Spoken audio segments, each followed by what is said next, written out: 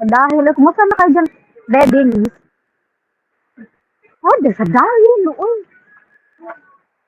Grade 8. Bigat di. Busog-busog. Hi, mama dear. Sige, papabin ako sa pangutog namin. Aircon talaga dito. Masayo talaga ako dito eh. Birang, yeah, sure.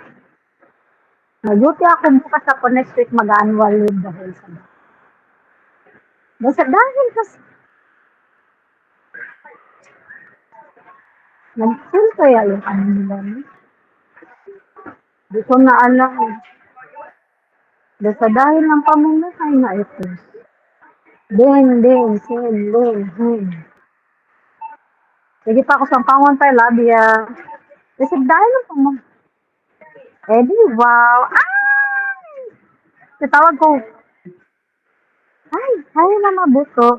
At parang nag-lipstick ka, mama. Di mo dyan, nag-lips balm ka. Lips balm. Lip balm. Di ba?